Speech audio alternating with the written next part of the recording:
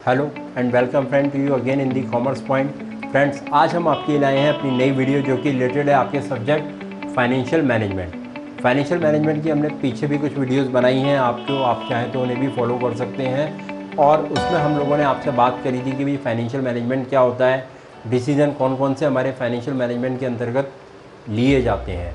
तो आज हम जो आपसे बात करने वाले हैं वो हम फाइनेंशियल मैनेजमेंट में आपका टॉपिक कवर करने वाले हैं फाइनेंशियल प्लानिंग। फाइनेंशियल प्लानिंग बहुत ज़्यादा इंपॉर्टेंट रोल प्ले करता है हमारी किसी भी बिज़नेस में। जो हमने बात करी थी अपनी ओपनिंग वीडियो में, पहली वीडियो में हमने बात करी थी फाइनेंशियल मैनेजमेंट होता क्या है और उसकी डेफिनेशन क्या है। तो देखिए, फाइनेंशियल मैनेजमेंट किसी भी बिज़नेस की बैकबोन होती है, क्योंकि सबसे पहले अरेंजमेंट ऑफ फाइनेंस के बाद यूटिलाइजेशन ऑफ फंड्स, ये बहुत इंपॉर्टेंट पार्ट होता है कि भाई आपने फाइनेंस को अरेंज कर लिया, अरेंज करने के बाद आप उसको किस तरीके से यूटिलाइज़ कर रहे हो। तो वो यूटिलाइजेशन के लिए हम बात करते हैं फाइनेंशियल मैनेजमेंट में। डिसीजंस अंडर फाइनेंशियल प्लानिंग में, डिसीजन अंडर फाइनेंशियल मैनेजमेंट में हमने बात करी थी आपसे कैपिटल बजटिंग डिसीजंस की, हमने बात करी थी आपसे फाइनेंसिंग डिसीजंस की, हमने बात करी थी आपसे डिविडेंड डिसीजंस की। तो अब आज जो हम आपकी वीडियो लेकर आए हैं वो हम आपके लिए लेकर आए हैं फाइनेंशियल प्लानिंग की, जिसमें आज हम आपसे बात करेंगे definition, characteristics and types of financial planning. Video शुरू करने से पहले यदि आपने अभी चैनल को सब्सक्राइब नहीं किया तो चैनल को सब्सक्राइब कर लें, लाइक करें, कमेंट करें और अपने दोस्तों को ये चैनल का लिंक शेयर करें। तो आइए शुरू करते हैं हम अपनी आज की वीडियो, फाइनेंशियल प्लानिंग। देखिए, फाइनेंशियल प्लानिंग होती क्या है। Financial planning refer to the arrangement of fixed और working capital, strategy, operation expenses, initial capital, organisation of new ventures और new business and proper speculation of required capital at present and it appropriate analysis of ordinary possible resources। ये definition आपकी दी है Justin बर्ग ने। Financial planning basically है क्या? देखिए, केवल fund को इकट्ठा कर लेना, केवल फंड को बेसिकली ले लेना अलग अलग सोर्सेज से, वो इम्पॉर्टेंट नहीं है। उसके साथ साथ जो दूसरी एक इम्पॉर्टेंट चीज़ है दैट इज़ प्लानिंग। देखिए, कोई भी काम यदि हम करते हैं, जैसे मान के चलिए आपने बोर्ड्स के एग्ज़ाम दिए, तो बोर्ड्स के एग्ज़ाम में आपने टारगेट किया, किसी ने टारगेट किया होगा मुझे 99%, 100% रिजल्ट आना है, किसी ने टारगेट किया होगा 90%, किसी ने टारगेट किया होगा 80%। तो वो टारगेट जब उन्होंने किया तो ऐसा नहीं है मैंने मन में सोच लिया यार मैं तो 95% नंबर लाऊंगा या परसेंटेज लाऊंगा तो मेरी आ जाएगी। उसके लिए मुझे अपनी प्लानिंग करनी पड़ती है। सेम जब हम बात करते हैं बिजनेसेस की, तो बिजनेसेस जब भी अपना बिज़नेस शुरू करते हैं और जब भी वो वेरियस सोर्सेज से अपने फ़ंड को इकट्ठा करते हैं या फ़ंड को लेते हैं, तो वो भी क्या करते हैं, अपनी फाइनेंशियल प्लानिंग करते हैं। प्लस कहीं कहीं पर तो ये भी होता है कि भाई आपको यदि फ़ंड की रिक्वायरमेंट है तो पहले फ़ंड की रिक्वायरमेंट के लिए फाइनेंशियल प्लानिंग होगी। फाइनेंशियल प्लानिंग क्यों होगी कि भाई मुझे कितने फ़ंड की रिक्वायरमेंट है, पहले मुझे ये तो पता चले। तो मैं क्या करता हूँ, सबसे पहले फाइनेंशियल प्लानिंग करता हूँ। फाइनेंशियल प्लानिंग क्यों की जाती है? क्योंकि मुझे फ़ंड चाहिए। फ़ंड कितना चाहिए? 1 लाख, 2 लाख, 5 लाख, 10 लाख, 50 लाख, 1 करोड़, 2 करोड़, 10 करोड़, कितना फ़ंड चाहिए, उसके लिए मैं क्या करता हूँ, पहले फाइनेंशियल प्लानिंग करता हूँ। तो देखिए, financial planning refer to the arrangement of fixed and working capital. Arrangement of fixed and working capital means कि जब भी हम कोई बिज़नेस शुरू करते हैं तो बिज़नेस के लिए मुझे कुछ मैंडेटरी चीज़ें होती हैं, लाइक बिल्डिंग है, प्लांट एंड मशीनरी है, प्लस आपका जो भी आपके इक्विपमेंट्स वगैरह हैं, वो चीज़ें जो आपको चाहिए, जो आपको एज अ फिक्स एसेट्स आपको चाहिए, तो वो मेरे किस में आ जाते हैं, आपके फिक्स एक्सपेंसेस में। वर्किंग कैपिटल आपकी क्या होती है? वर्किंग कैपिटल आपकी वो होती है जो आपको डे टू डे बेसिस में अपने एक्सपेंसेस को मीट आउट करने के लिए कैश चाहिए होता है या लिक्विडिटी चाहिए होती है, वो मेरी आ जाती है वर्किंग कैपिटल में।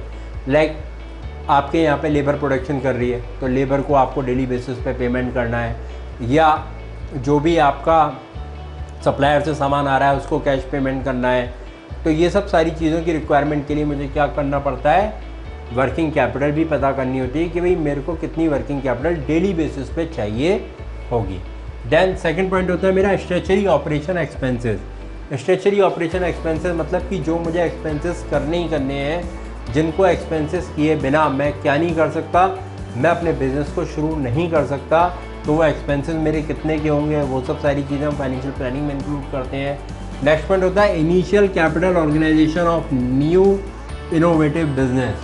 मतलब यदि मैं कोई एक नया बिज़नेस शुरू कर रहा हूँ तो उस नए बिज़नेस को शुरू करने के लिए या जो मैं कोई एक नया आइडिया मार्केट में लेकर आया हूँ, तो उस नए आइडिया के लिए मुझे कितनी कैपिटल की या कितनी फाइनेंस की रिक्वायरमेंट पड़ने वाली है, तो वो भी मैं किस में बात करता हूँ, फाइनेंशियल प्लानिंग में। Then proper speculation of required capital, proper speculation of required capital at present and its appropriate analysis of ordinary possible resources. मतलब कि जो भी मैं आप फंड इकट्ठा कर रहा हूँ, जो भी मैं कैपिटल रेज़ कर रहा हूँ, तो मुझे किस सोर्स से ज़्यादा कैपिटल रेज़ करनी है, किन सोर्सेज से कम कैपिटल रेज़ करनी है, मतलब कौन से मेरे चीपर सोर्स होंगे, कौन से मेरे बहुत ज़्यादा एक्सपेंसिव सोर्स होंगे, इनका भी हम एवेल्यूएशन करते हैं।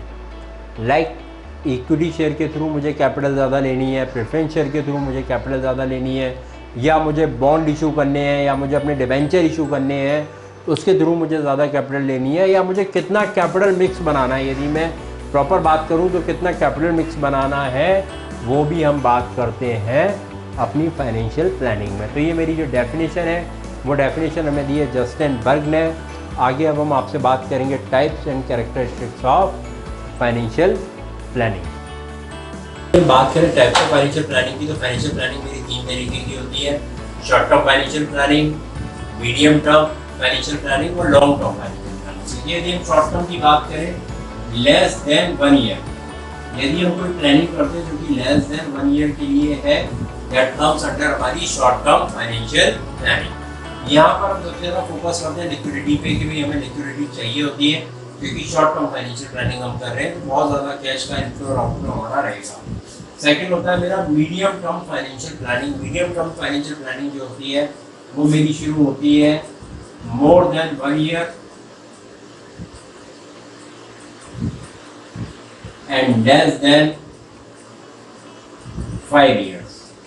तो ये मेरी मीडियम टर्म की प्लानिंग होती है, मोर देन 1 ईयर और लेस देन 5 इयर्स तक की, कि भाई हम लगभग 5 साल तक की प्लानिंग करते हैं, तो मेरा मीडियम टर्म में आता है। बहुत सारे फाइनेंशियल मैनेजर्स या मैनेजमेंट इसको 3 साल तक का भी ले सकता है। मतलब ये काफ़ी अलग अलग बुक्स में अलग अलग चीज़ें दे रखी होती हैं, तो वो मीडियम प्लानिंग 1 से 3 साल के बीच की भी मान सकते हैं।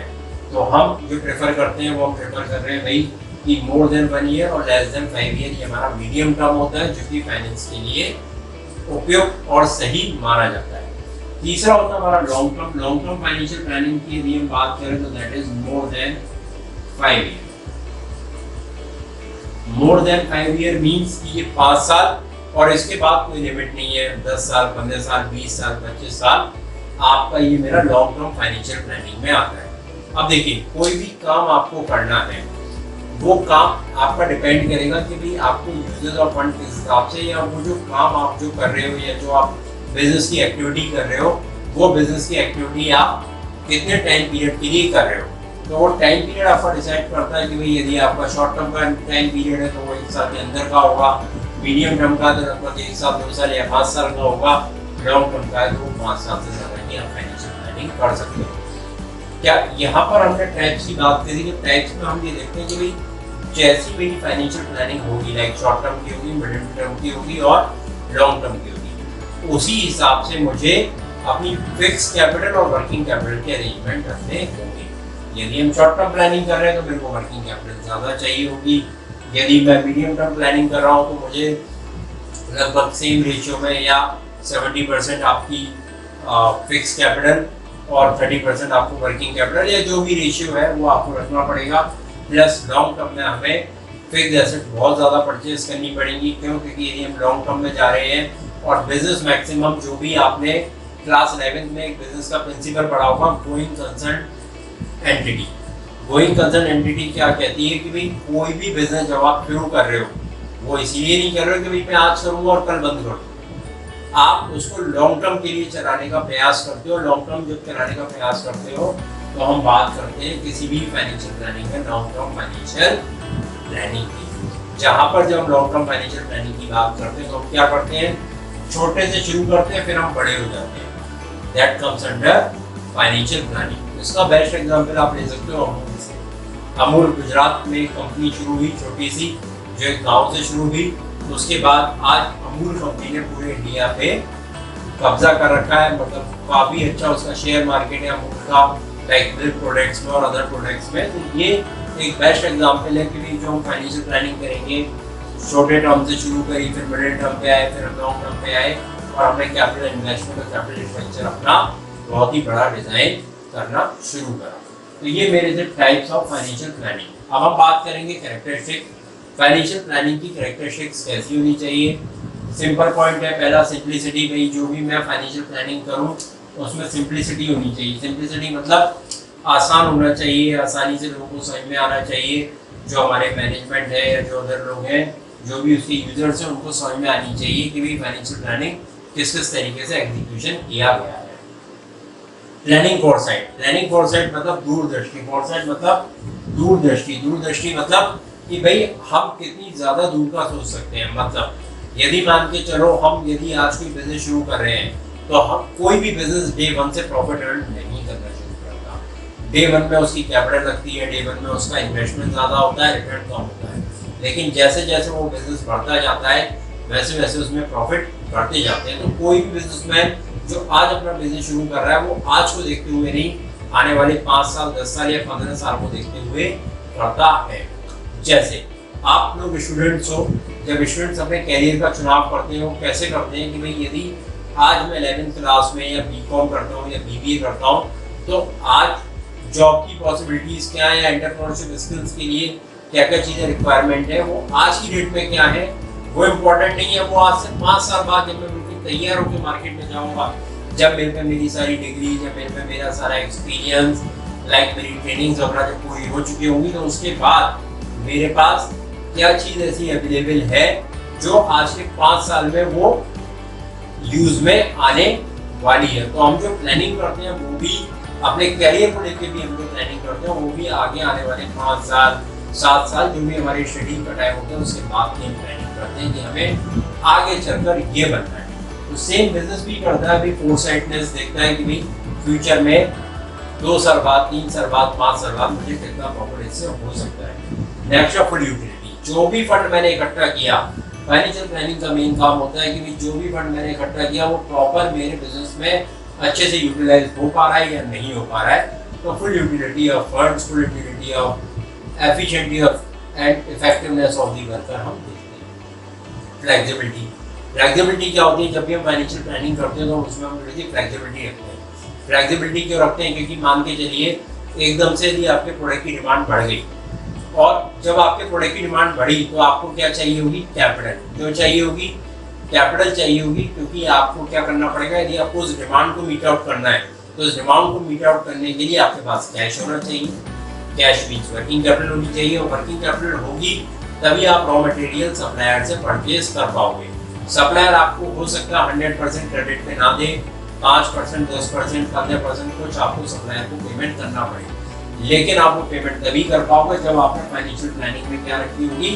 फ्लेक्सिबिलिटी रखी होगी कि यदि मान के चलो एकदम से डिमांड आ गई मेरे प्रोडक्ट की, मेरी एक्सपेक्टेशन से ज़्यादा, तो मैं किस तरीके से अपने फंड्स को मैनेज कर पाऊंगा। नेक्स्ट पॉइंट है लिक्विडिटी। लिक्विडिटी मतलब कि यदि मुझे एकदम से किसी का कोई पेमेंट करना पड़ जाए तो बिजनेस की रेपुटेशन और गुडविल खराब नहीं होनी चाहिए। तो मेरे पे ऐसा नहीं हो कि मेरे पास कैश या फंड अवेलेबल ही नहीं है और मैं उस समय कोई भी पेमेंट करने में असमर्थ हूँ। तो बेसिकली लिक्विडिटी फाइनेंशियल प्लानिंग में बना के रखी जाती है, जिससे कैश की या वर्किंग कैपिटल की कभी भी हमारे बिजनेस में कमी ना हो पाए। नेक्स्ट है कंटिंजेंसी एंटिसिपेटेड। कंटिंजेंसी मतलब होता है ये संदिग्ध दायित्व यानी लायबिलिटीज, ऐसी लायबिलिटीज जो हमें पता नहीं होती कि ये हो सकती है, बट वो ऑटोमेटिकली जनरेट हो जाती है टाइम बीइंग में, तो वो मेरी कहलाती है कंटिंजेंसी। लाइक कंटिंजेंसीज क्या होती है? जैसे मान के चलिए आपका किसी कंज्यूमर ने आपका कोई प्रोडक्ट यूज़ किया, आप प्रोडक्ट यूज़ करने के बाद वो आपके प्रोडक्ट से सेटिस्फाई नहीं हुआ, आपका जो डिस्ट्रीब्यूटर था उसने उससे कंप्लेंट करी बट वहाँ पे कोई सोल्यूशन नहीं मिला, तो हो सकता है वो कंज्यूमर कोर्ट में आपके अगेंस्ट में केस फाइल कर दे। जब वो आपके अगेंस्ट में केस फाइल करेगा तो यहाँ पर आपका क्या हो गया? कंटिंजेंसी क्रिएट हो गई।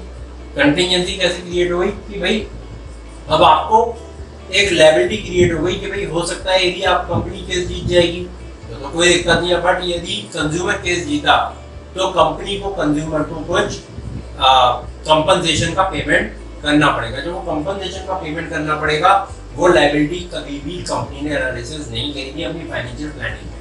तो फाइनेंशियल प्लानिंग क्या कहती है कि भाई आप अपनी कंटिजेंसी भी एंटिसिपेटेड करके रखो, 1% 2% जो भी आपकी कंटिजेंसी का अलग से आपने कंटिजेंसी रिजर्व भी क्रिएट किए होंगे अपनी अकाउंटिंग में। तो कंटिजेंसी भी हमारी क्रिएट की जाती है फाइनेंशियल प्लानिंग में, जिससे हमें किसी भी तरीके से कोई भी दिक्कत, अचानक कोई पेमेंट करना पड़े तो कोई भी दिक्कत हमें पेमेंट में ना आए। तो ये हमारी आज की वीडियो थी जिसमें हमने आपसे फाइनेंशियल प्लानिंग में टॉपिक आपके कवर करे, डेफिनेशन हमने कवर करे, टाइप्स एंड बात करी हमने कैरेक्टरिस्टिक्स ऑफ फाइनेंशियल प्लानिंग।